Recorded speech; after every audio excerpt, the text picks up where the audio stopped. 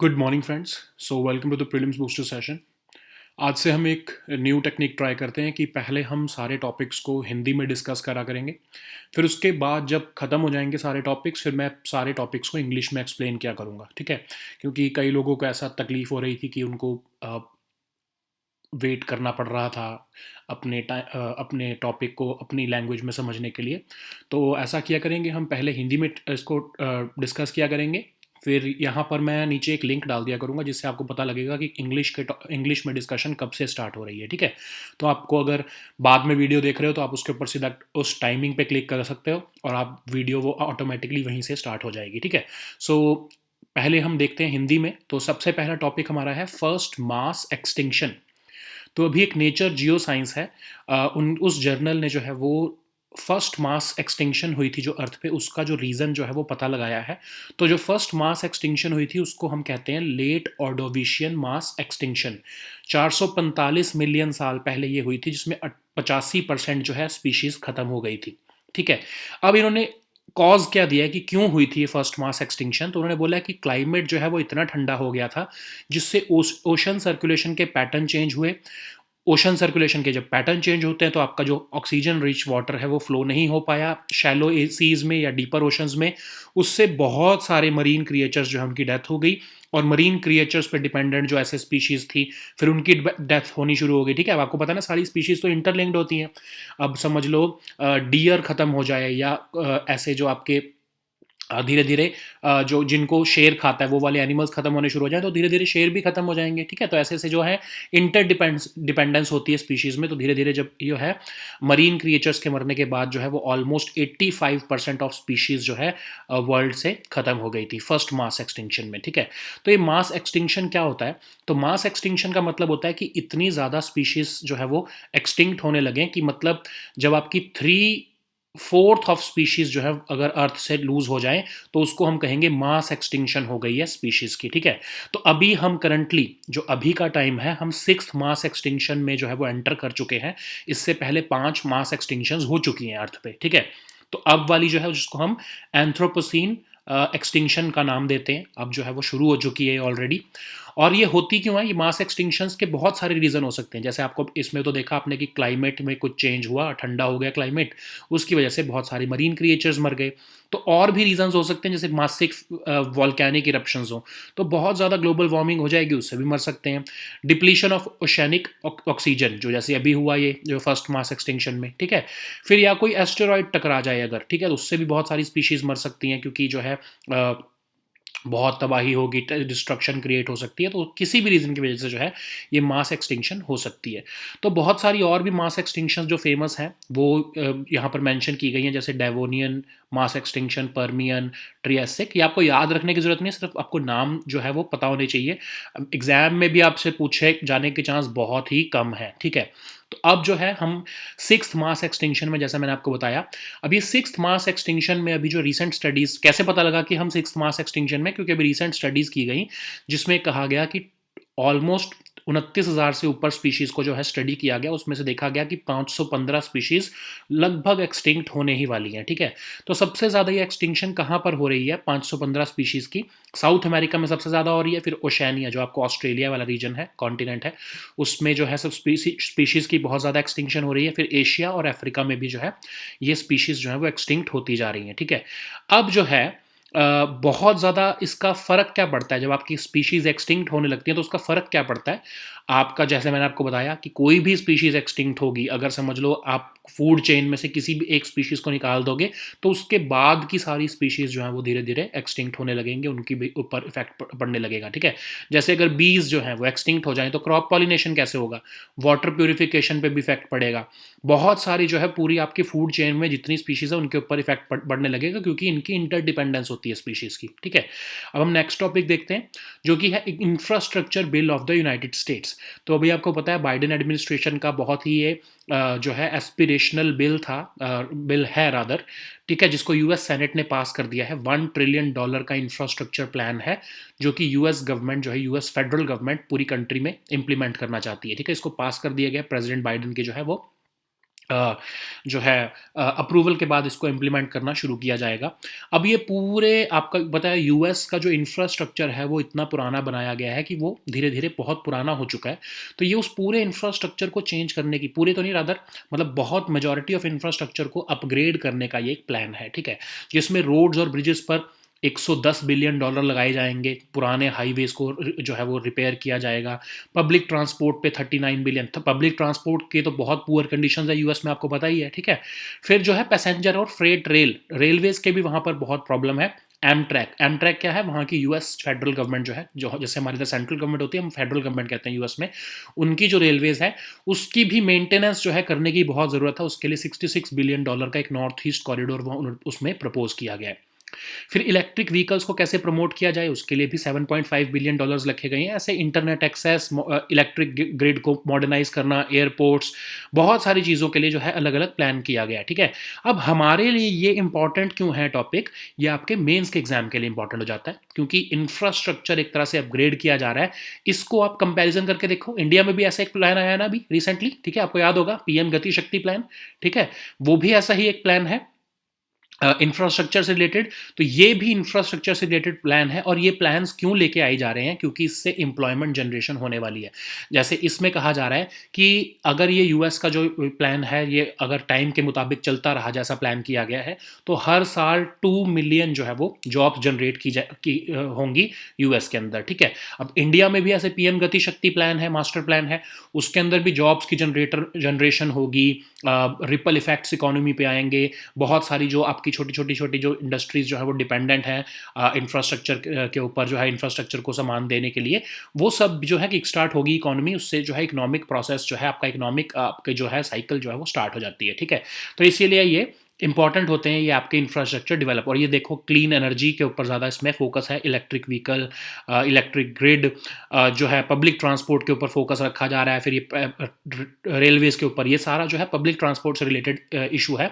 तो ये सारा जो है इंडिया से भी आप इसको कंपेयर कर सकते हो। इंडिया में भी हमारे जो है प्राइम मिनिस्टर जो है उनका एक सिमिलर सा एक प्लान आपका पीएम गति शक्ति है, ठीक है?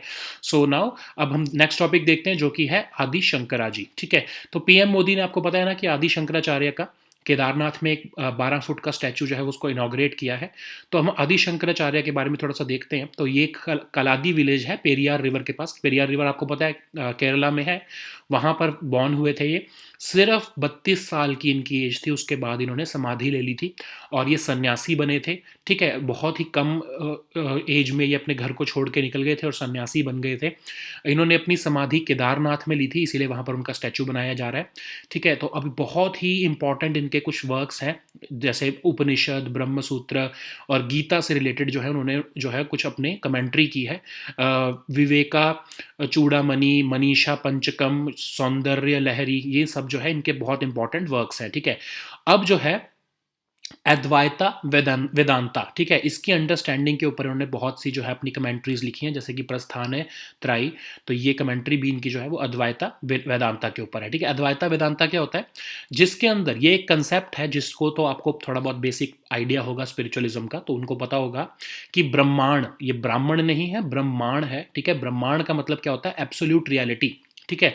इसी से ही अब हमारे इसमें हिंदुइज्म में माना जाता है कि इन जो है हर चीज़ जो है वो ब्रह्मांड से निकली है, एब्सोल्यूट रियलिटी से निकली है और उसी से ही एसोसिएटेड है। और इसीलिए इसमें अद्वैता वेदांता में भी क्या माना जा रहा है कि हायर या फिर ट्रू सेल्फ, जो आपकी ट्रू सेल्फ है, वो ब्रह्मांड से ही एसोसिएटेड है, ठीक है? और आपने अगर किसी ने गीता पढ़ी हो तो उसको पता होगा जन योग, ठीक है? तो जनन योग जो है उसके अंदर वो एक पाथ ऑफ लिबरेशन है, मोक्ष लेने का जो है वो एक पाथ है। तो अद्वैता वेदांता जो है वो जनन योग उसको जो है फॉलो करती है मोक्ष लेने के लिए, ठीक है? ऐसे जनन योग, कर्म योग है आपके गीता में। तो ऐसे बहुत सारे योगा के जो है वो मेथड्स दिए हैं। तो उसमें से जो जनन योग का जो मेथड है वो अद्वैता वेदांता जो है वो फॉलो करता है, ठीक है? अब इसमें ये कहा गया है कि मोक्ष लेने के लिए आपको मरने की ज़रूरत नहीं है, आप इसमें जो, या फिर आपको अपनी बॉडी का त्याग करने की ज़रूरत नहीं है, आप जीते जी भी जो है वो मोक्ष ले सकते हो। इसको इसीलिए इसको हम जीवन मुक्ति भी कहते हैं, ठीक है? तो अब जो है बहुत सारे अद्वैता वेदांता से और भी स्कूल ऑफ थॉट्स हैं, हिंदू फिलोसफीज जो है, जैसे कि समाख्या, योगा, न्याय और वेदांता, इसके सब स्कूल्स भी हैं, वेदांता, वैष्णविज्म, शैविज्म, ये सब जो है अद्वैता वेदांता से ही निकले हैं, ठीक है। अब हम नेक्स्ट टॉपिक देखते हैं जो कि है LZTFL1, ठीक है। ये एक जीन है जो कि देखा गया है कि साउथ एशियन जिनकी एंसेस्ट्री है उन लोगों में ये जीन जो है वो पाया जाता है। 60% ऑफ पीपल जो कि साउथ एशियन एंसेस्ट्री के हैं उनके अंदर ये एक स्पेसिफिक जीन जो है वो पाया गया है, जिससे कि ये देखा गया है कि रेस्पिरेटरी फेलियर होने का चांस इन लोगों में सबसे ज़्यादा है, ठीक है। तभी आपने देखा होगा कि इंडिया में कितनी ज़्यादा डेथ हुई हैं। यूके में भी जो साउथ एशियन कम्युनिटी के लोग हैं उनमें सबसे ज़्यादा जो है वो कोरोना से डेथ हो रही है। तो उसमें देखा गया कि ऐसा क्यों है कि साउथ एशियन जो लोग जिनके जो साउथ एशियन एंसेस्ट्री के हैं उनमें ज़्यादा डेथ क्यों हो रही है। तो उन्होंने देखा कि ये जीन जो है वो रिस्पॉन्सिबल है उसके लिए, ठीक है। अब होता क्या है, इस जीन के हमारी बॉडी में प्रेजेंस होने की वजह से जो है हमारी बॉडी में जो एयरवेज या फिर जो लंग्स हैं उसके जो सेल्स हैं वो फाइट नहीं कर पाते वायरस से प्रॉपरली, ठीक है। उसकी वजह से जब वायरस से वो फाइट नहीं कर पाते तो आपका वायरस जो है वो पूरे रेस्पिरेटरी सिस्टम को इन्फेक्ट कर देता है, तो डेथ होने के चांस सबसे ज़्यादा इसी की वजह से बढ़ जाते हैं, ठीक है। तो अब आपका जो है इस जीन के होने से आपकी बॉडी में ये जीन की कितनी प्रेजेंस है उससे डिपेंड करता है कि आपका रिस्पॉन्स जो है वो कोरोना को कैसा होगा, वायरस को कैसा होगा, उसी के ऊपर डिपेंड करता है कि आपका रेस्पिरेटरी फेलियर जो है वो होगा या नहीं होगा, ठीक है। जैसे कि आपको मैंने बताया कि साउथ एशियन एंसेस्ट्री के जितने लोग हैं या फिर हम भी आप सब हम जब जो है वो हम यहीं साउथ एशियन है, तो हमारी बॉडी में ये जीन्स की प्रेजेंस होने की वजह से जो है हमारा वायरस की तरफ जो रिस्पॉन्स है वो उतना ज़्यादा स्ट्रॉन्ग नहीं था एज़ कम्पेयर टू जो बाकी दुनिया में जो लोग हैं उनकी बॉडी का जो रिस्पॉन्स वायरस के अगेंस्ट था, ठीक है। अब इसमें ये कहा जा रहा है कि इस जीन के होने की वजह से जो है वैक्सीन की आपकी जो बॉडी पे एफिकेसी है उस पर कोई फ़र्क नहीं पड़ने वाला है।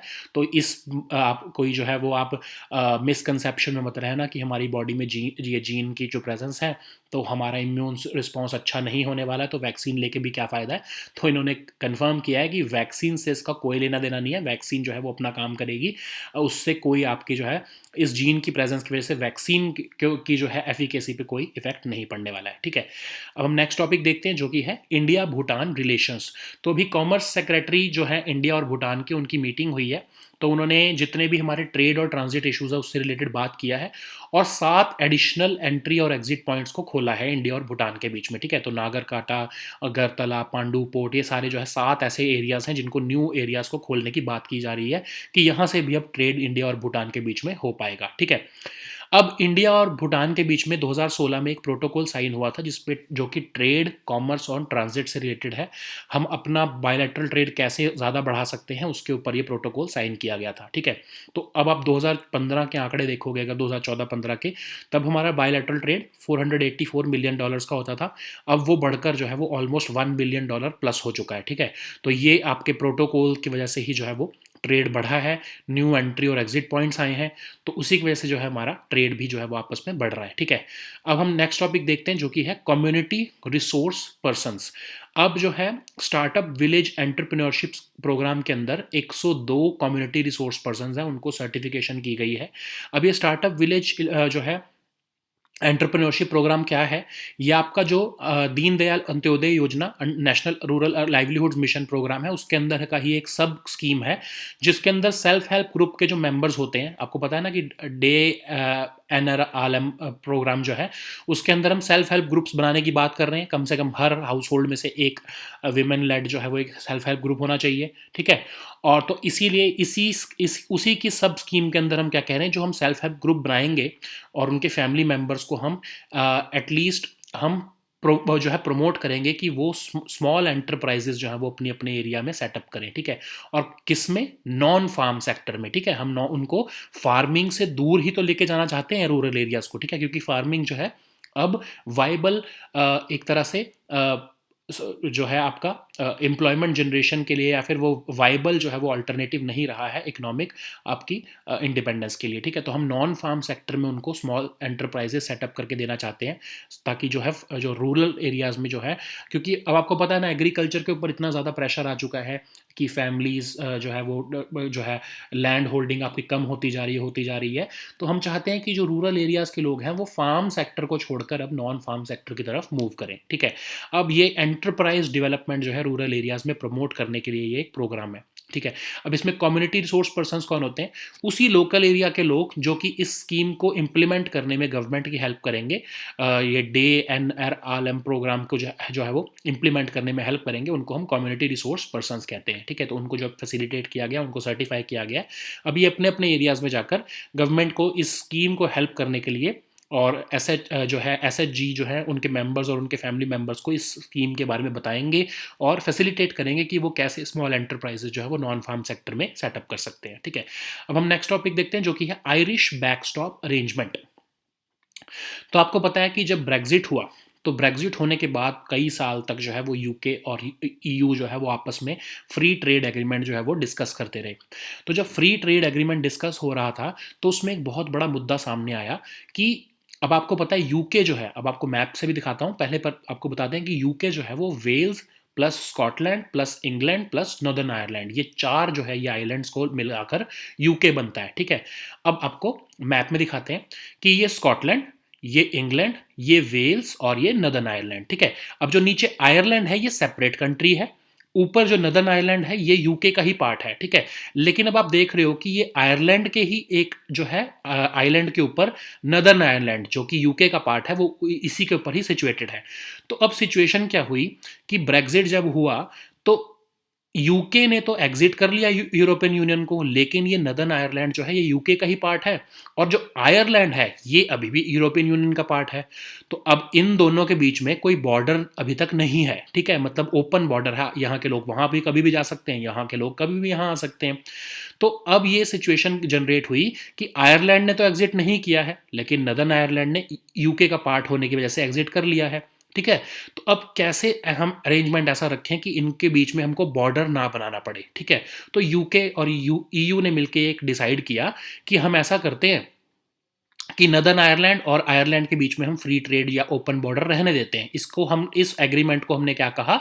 Irish backstop arrangement. ठीक है, कि आयरलैंड के ईयू के अंदर होने की वजह से जो है आपके नदर्न आयरलैंड और जो है आयरलैंड के बीच में, रिपब्लिक ऑफ आयरलैंड के बीच में ट्रेड जो है वो जो है और ओपन बॉर्डर रहे, ट्रेड डिस्टरप्ट ना हो, लोगों की आवाजाही बंद ना हो, इसके लिए इनके बीच में कोई हम न्यू चेक्स नहीं लगाएंगे। इनके बीच में जैसा ट्रेड चलता था, जैसा लोग आते जाते थे, वैसा ही रहेगा। ठीक है, बाकी जो आपका यूके का पार्ट है, जो आपका स्कॉटलैंड, इंग्लैंड, वेल्स, ये सब जो है वो अब इधर यहाँ पर हार्ड बॉर्डर्स हो जाएंगे। ये ईयू से लोग यहाँ नहीं आ पाएंगे बिना ऑफ कोर्स वीज़ा के, और यहाँ से ईयू में बिना वीज़ा के नहीं जा पाएंगे। ठीक है, अब जो है लेकिन यहाँ पर ऐसा एक आयरिश बैकस्टॉप अरेंजमेंट किया गया कि ये दोनों आपस में ओपन बॉर्डर्स रखेंगे, ओपन बॉर्डर अपना ट्रेड रखेंगे। ठीक है, अब प्रॉब्लम क्या आ रही है कि इस जो आयरिश बैकस्टॉप जो अरेंजमेंट है इसके अंदर एक आर्टिकल 16 है जिसके अंदर यूके के पास ये पावर है, यूके का ही पार्ट है ना नदर्न आयरलैंड। ठीक है, तो यूके के पास ये पावर है कि अगर उसको ऐसा लग रहा है कि इस नदर्न आयरलैंड का मिसयूज किया जा रहा है, इस नदर्न आयरलैंड से ट्रेड जो है वो यूके में पुश करने की कोशिश की जा रही है ईयू की तरफ से, ताकि किसी भी रीजन की वजह से, ताकि अब होगा क्या, इन दोनों के बीच में ओपन बॉर्डर है। ठीक है, लेकिन इसके बीच में और यूरोपियन यूनियन के बीच में ओपन बॉर्डर नहीं है। ठीक है, अब क्या कर सकते हैं कि यूरोपियन यूनियन, जैसे फ्रांस है, फ्रांस और आयरलैंड के बीच में तो ओपन बॉर्डर होगा ना, मतलब क्योंकि ये दोनों ईयू का पार्ट है, तो कोई भी पर्सन यहाँ से गुड्स भेज सकता है और यहाँ के थ्रू जो है वो यूके में भेज सकता है।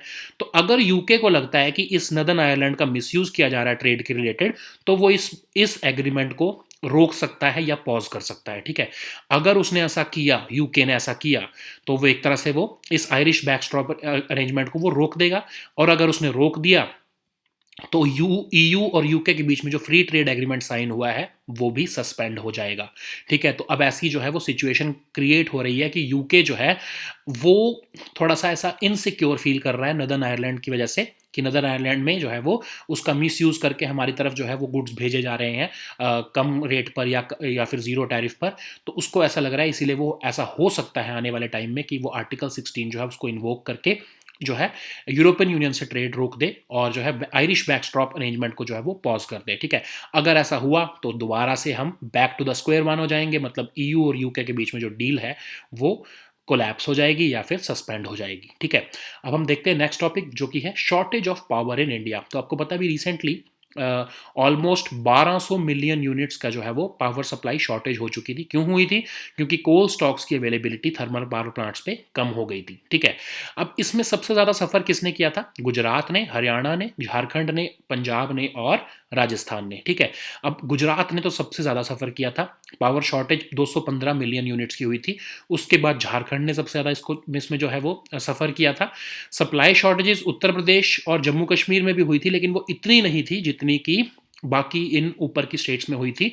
अब इसमें एक रीज़न ये भी दिया जाता है कि सेंट्रल गवर्नमेंट ने इन स्टेट्स को पनिश करने के लिए भी जो है वो थोड़ा सा जो है, क्योंकि क्या होता था, ये गुजरात, पंजाब, हरियाणा, झारखंड, राजस्थान, इर्रिस्पेक्टिव ऑफ कि कौन सी गवर्नमेंट इन पावर है यहाँ पर, सेंट्रल गवर्नमेंट ने देखा कि ये अपनी टाइमली पेमेंट्स नहीं देते हैं, जो कोल परचेज करते हैं ना ये सेंट्रल गवर्नमेंट से, उसकी टाइमली पेमेंट्स नहीं देते हैं, बहुत लंबे टाइम का ड्यू रखा हुआ है, अभी तक पेमेंट ही नहीं आई है। तो सेंट्रल गवर्नमेंट के जो आपके जो PSUs थे, उन्होंने इनको कोल देना बंद कर दिया। ठीक है, फिर अब वहाँ पर कोल की शॉर्टेज हो गई। ऑफ कोर्स बहुत से और भी रीजन थे कोल की शॉर्टेज के, लेकिन जब शॉर्टेज हुई तो सेंट्रल गवर्नमेंट ने सबसे पहले इनका जो है वो कोल रोका, क्योंकि इनकी पेमेंट्स ही नहीं आती थी टाइम पर। ठीक है, बहुत लंबे टाइम का ड्यूज इन स्टेट्स का रहता था, ये पेमेंट करते ही नहीं थे। फिर यहाँ जब इनकी पेमेंट्स इनकी जो है कोल की सप्लाई रोकी गई, यहाँ पर लोगों को जो है वो गुस्सा बढ़ा, तब इनकी स्टेट्स ने जब पेमेंट्स दी हैं, तब उनको सेंट्रल गवर्नमेंट ने सप्लाई वापस दोबारा से रिस्टोर की है। ठीक है, अब हम देखते हैं ये सारे टॉपिक्स को इंग्लिश में। ठीक है, now let us see all these topics in English now. So the first topic is the first mass extinction. So recently a paper was published by Nature Geoscience, and it found a reason behind the first mass extinction. The first mass extinction was known as late Ordovician mass extinction, and it occurred about almost 445 million years ago, in which 85% of all species from the earth were killed. Okay, so what is this journal saying? So this journal is saying that this first mass extinction happened because of the cooling of climate. So because of cooling of climate, the ocean circulation pattern was changed, and this change in pattern of ocean circulation led to disruption in the flow of oxygen rich water, and this disruption caused mass extinction of marine creatures. As you know that these species are interdependent in a food chain, so the extinction of marine creatures created a ripple effect across the food chain, and almost 85% of all species died from the planet. Okay, so what is mass extinction of species? We have seen that first mass extinction happened because of this reason, but we have to see what is mass extinction. So basically, according to the conventional definition, when earth loses more than 3/4 of its species, it is known as mass extinction. Okay, so currently we are in the sixth phase. We have already started the sixth mass extinction process, because recently a study was conducted, and we found that almost out of 29,000 species, 515 of the species are near extinction. Okay, so this sixth mass extinction in which we are currently living, it is known as Anthropocene extinction. Okay, and these mass extinctions can occur due to many reasons. Like this one, the first one happened because of the cooling climate. It can also occur due to massive volcanic eruptions. In this case, there will be global warming. Okay, and it can also happen if there is any collision of an asteroid or any celestial body with the earth. Okay, in that case also, the destruction caused to earth will lead to mass extinction of species. Okay, so there were other mass extinctions also. You don't need to remember even one of them. You just have to, I've just mentioned it here so that you know that these mass extinctions were popular. Okay, so what is this sixth mass extinction? Like I've told you, that it is a very serious environmental problem. Recently a study was conducted on 29,000 plus species, and it was found that 515 of them, these species are near extinction, and most of these species belong to South America. and then followed by Oceania. So Oceania, as you know, that it is a part of, it is a continent in which of which Australia is a part. Okay, and what happens when these species go extinct? So, like I've told you, that these species are interdependent. If even one of them is goes extinct, it has an effect on all these species of the food chain. So that's why these 515, you may be thinking that just only 515 of the species are getting to the point of near extinction. How would it affect the other species? Just remember that these all are part of a food chain, and even the disappearance of one of them would cause an effect on all other species. Okay, so now let us see the next topic, which is infrastructure bill of the United States. So the aspirational bill, or the promise of Biden administration before the elections, this infrastructure bill or infrastructure plan of the United States has been passed by the U.S. Senate. So it is a $1 trillion plan. So just compare it with the with India's plan, PM Gati Shakti plan. Okay, so it is similar to that also. Okay, so this U.S. Senate has passed this plan of Biden administration, and this plan basically aims to rebuild all the old roads, bridges, and modernize public transportation, boost broadband internet, amongst others. Okay, so these are the areas where changes would be made, like in the case of roads and bridges, almost 110 billion have been provided, so that aging highways of America will be repaired. 39 billion dollar have been provided for public transportation. Amtrak is the federal government's railway company. So even the maintenance of Amtrak was also on the cards, and now with this bill, money would be provided for the maintenance of this railways. Electric vehicle infrastructure will be provided using this $7.5 billion. So there are several other schemes or several other sectors in which money would be provided so as to modernize the infrastructure of the American government or the American country. So just why we are studying it, why this topic is important, because you have to compare it with PM Gati Shakti plan. It is a similar plan. We have this plan in India also, of about uh, 11 lakh crores, or rather 110 lakh crores. So this plan is also similar to PM Gati Shakti master plan. Okay, so now let us see the next topic, which is Adi Shankaracharya. So PM Modi has recently unveiled a 12-foot statue of Adi Shankaracharya at Kedarnath.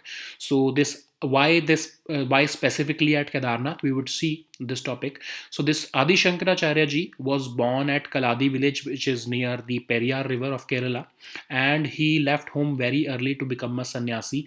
And he had a lifespan of just 32 years, but he during this in this 32 years he visited almost all spiritual centers, and at the end, when he attained liberation, he attained samadhi at Kedarnath. So when he died at the age of 32 years, when he attained samadhi at Kedarnath. Okay, so he is a very popular saint, and his commentaries on Upanishads, Brahma Sutra, and Gita are very popular, and his works include Chudamani, Manisha, Panchakam, Saundarya Lahari, and all these are very important. And this his commentary on Brahma Sutra and Gita, that is Prasthanatrayi, is very popular, in which he has explained his own understanding of Advaita Vedanta. Okay, so we are also going to see what is Advaita Vedanta. So this is basically a doctrine in which talks about Brahman. So Brahman is basically, it's not Brahman but Brahman. So Brahman is basically absolute reality, and every human being or everything on this planet or in this universe belongs to this Brahman. Okay, it has emanated from Brahman and it will go back to Brahman. So even the higher or true self is therefore identical to Brahman, because we have emanated from Brahman, so we are identical to Brahman. Okay, so this philosophy talks about that, and anyone who has studied Gita, Bhagavad Gita, would be knowing that there are several paths to liberation or moksha. One of them is Jnana Yoga. Okay, so this Advaita Vedanta is using Jnana Yoga to attain moksha or liberation from the cycle of life, death, and rebirth. And this doctrine believes that moksha can be achieved in this life. You don't need to die. You don't need to surrender your body to attain moksha. So that's why this doctrine believes in Jivan Mukti. Okay, so Advaita Vedanta has also influenced several other Hindu philosophies like Samakya, Yoga, Nyaya, and even there are other sub schools of Advaita Vedanta like Vedanta, Vaishnavism, Shaivism, etc. Okay, so now let us see the next topic, which is LZTF1. So this is basically a gene which has been found by a medical research council, and they have seen that this gene belongs to people who have South Asian ancestry, including you and me, because we also belong to South Asian ancestry. And this gene has been found that has been found in almost 60% of people who belong to South Asia. So researchers were studying as to why people who belong to South Asia were amongst the major groups who died from COVID. Even the second wave in India created destruction, and they found that this gene is partially responsible for that. Okay, so how does this gene become responsible for the deaths of people? So what happens that this gene, because which is present in our human body in South Asian people mostly, so this gene prevents the cells of our lungs and airways to respond to the virus properly. So it prevents our immune system's response to virus, and that's why, because it prevents our body to attack the virus, this virus can easily accommodate itself in our lungs, and it can spread itself in our lungs, and it may cause respiratory failure in our body. Okay, so the more this gene is present in our body, it will affect our response to the virus. And researchers have also confirmed that the presence of this gene would not matter in case a vaccine has been received by the person. Okay, so just don't get pessimistic that your body is containing this gene. It will not affect it. It will not be affecting the vaccine's response, or it will not reduce the vaccine's efficacy against the virus. Okay, so just get vaccinated, basically. So now let us see the next topic, which is India Bhutan relations. So recently commerce secretary level meeting between India and Bhutan was held to discuss the trade and transit issues. So while discussing these issues, it was decided that we will open 7 more entry and exit points for trade between India and Bhutan. So these 7 points are being proposed to be open between India and Bhutan. So why we are expanding our trade with Bhutan? Of course, there are several reasons. Bhutan is dependent upon India for trade, and we don't want it to enter into the Chinese orbit of influence, and that's why we are focused upon Bhutan's trade with India. Okay, so even we signed a protocol of India-Bhutan agreement in 2016, in which we targeted that we will increase our trade. Based upon this protocol, we have almost doubled the trade between India and Bhutan in this year. So earlier we were having trade of almost $484 million, but now we are having 1 billion plus trade between India and Bhutan. Okay, so now let us see the next topic, which is community resource persons. So recently, the Startup Village Entrepreneurship Program has facilitated 102 community resource persons, and they have been given the certifications. So about this SVEP, Startup Village Entrepreneurship Program, let us see what is this scheme. So this is basically a sub scheme of Deen Dayal Antyodaya Yojana, National Rural Livelihoods Mission. And it, you know, that we have already discussed about this Deen Dayal Antyodaya Yojana, that this scheme wants to establish self-help groups in rural areas, at least in every household, preferably in the name of a woman member. And that's why this sub scheme aims to utilize these self-help groups and their family members to set up small enterprises in those rural areas. And why? In which areas? In non-farm sectors, because we want rural population to shift from agriculture to other sources of employment, or self-employment, rather. Okay, so that's why we want these rural people to set up small enterprises in non-farm sector. Okay, so this scheme is basically motivating or helping these self-help group or family members of these rural areas to go for enterprise development in their villages. Okay, so these community resource persons, they will be helping the government to implement this scheme, and they will be helping these self-help groups to help self-help groups to avail the offers or the benefits which are available under this scheme, under this SVEP scheme. And that's why we have facilitated and certified these community resource persons for the for effective implementation of this sub scheme of NRLM. Okay, so now let us see the next topic, which is Irish backstop arrangement. So before we start this topic, those who do not know about UK, they must know that UK consists of Wales, Scotland, England, and Northern Ireland. Okay, so now let's start this topic. So you know that Brexit happened in 2016. Okay, Brexit vote happened in 2016, but the actual Brexit happened just a few months ago, rather last year.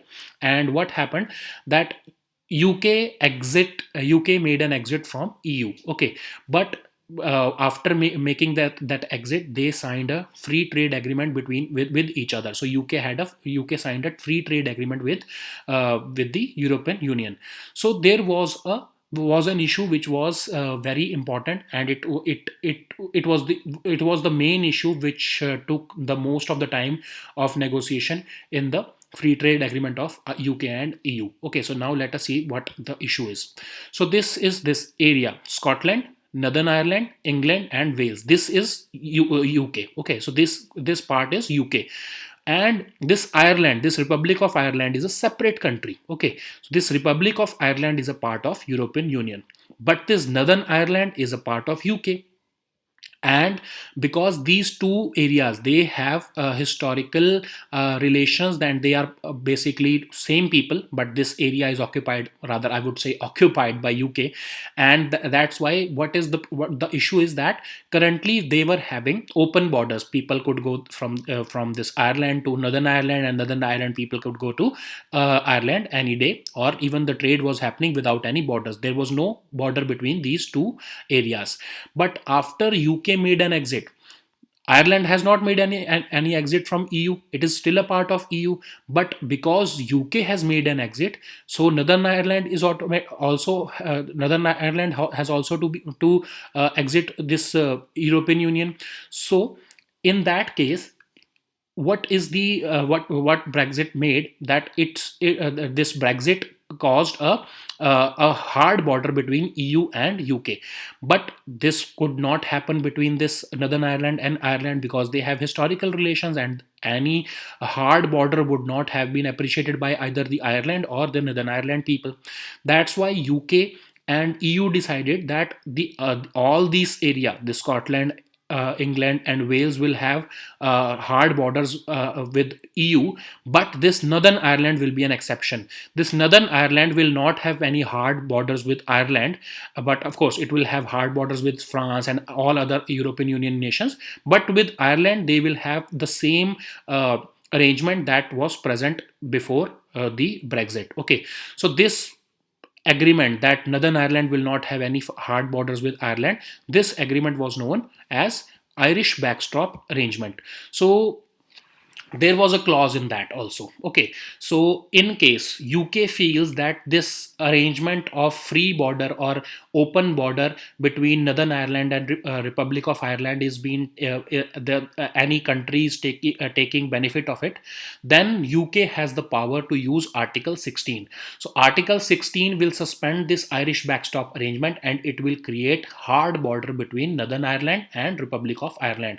And if this happens, if UK triggers this Article 16, then tensions would brew between Republic of Ireland and UK also. Okay, and even the Northern Ireland people would not appreciate it, because they have their own people living in Republic of Ireland. Okay, so they would not appreciate it. And apart from that, not just these two areas, even the EU would not accept it. Okay, there is a possibility that EU would also cancel or suspend this free trade agreement that exists, or that was negotiated between the EU and UK. So there is this Article 16, which provides safeguards in which UK can unilaterally make some safeguard measures or take some safeguard measures, or even pause this protocol in case if UK tries to use this Article 16 or ends this Irish backstop arrangement. This would not go down well with the EU as well as the people who are living in this Ireland or Republic of Ireland or Northern Ireland. Then in that case, we will go this these two, EU and UK, would go back to the square one, and the situation would come back to the old times where the Brexit was there, but there was no free trade deal. Okay, so now let us see the next topic, which is shortage of power in India. So recently you saw that there was a coal stock, there was a crunch in coal stocks availability.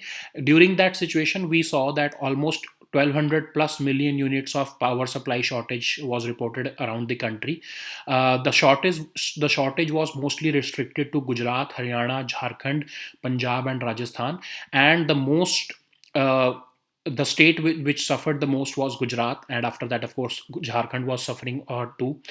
Supply was even restricted in Uttar Pradesh and Jammu and Kashmir, but it was not as high as compared to the other states, which are these Gujarat, Haryana, Punjab, and Rajasthan. Okay, so there are also arguments which are given by some experts. They are saying that uh, when the coal stocks availability was low, the central government decided that they would be preferring those states who are regular in payments of coal. Okay, so what happens currently? This central government mines the coal, and the state government purchases coal from the central government. But these states, Gujarat, Haryana, Jharkhand, Punjab, and Rajasthan, they were not making regular payments. They were short in making payments. That's why the central government decided that they would not be preferring these states, and they preferred those states who were regular in payments, and those states who were having a good record in payments to the coal companies. And that's why these states which were not paying regularly to the central government, or even who had some who were not who were having a large credit with the central government, they were not preferred. These states were not preferred, and that's why other states were preferred, which caused excessive shortage in these particular states, because these states were not fairly regular in the payments to the central government. Okay, so now we hope that these states have learned their lesson, that this will not this business as normal would not continue anymore. The central government would punish them in case they follow the same model again. So hopefully they would mend their ways now. Okay, so these were our topics for today. We'll meet next time with new topics. Until then, goodbye and take care.